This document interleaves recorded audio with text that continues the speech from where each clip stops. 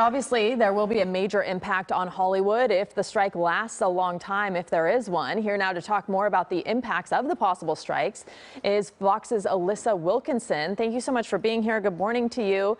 Why are the stakes so high, and even higher with this strike than the one compared in 2007?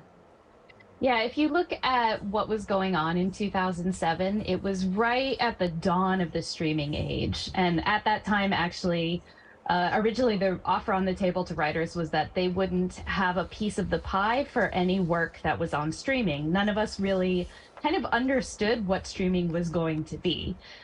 Now we know that half of writers who work on series are writing for streaming services.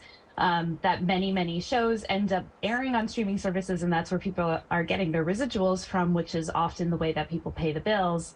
But the negotiation back in 2007 didn't put streaming on parity with broadcast TV. So writers are finding themselves with, less and less income and less viability for actually making a living. And then on top of it, we have the looming threat of AI, which really could be a tool that studios might use to cut writers' income even more. Right, and I was thinking of, if the writers go on strike, could this potentially expedite the use of AI and freeze them out even more? Could it backfire on them? I mean, it's very possible, right? The people that I've talked to have said, yeah, it could happen. But there are some hitches here. One is that, AI at the moment, the way the technology is, can't really distinguish between copyrighted material and non-copyrighted material, which means that anyone who tried to use generative AI to create a script could actually end up running afoul of copyright. There's also the issue that most of the tech is not quite advanced enough right now to spit out things that can just be taken straight to set and shot, and that, there wouldn't be any writer to help with that. So you might end up with lots of unusable content.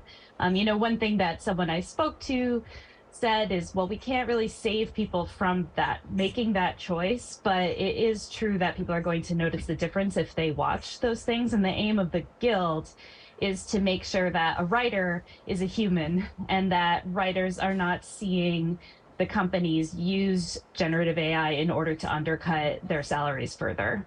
Yeah, in your article, you mentioned other unions and that they could get involved. A lot of people don't realize how many unions are involved in Hollywood productions and shows and streaming services. Talk about that.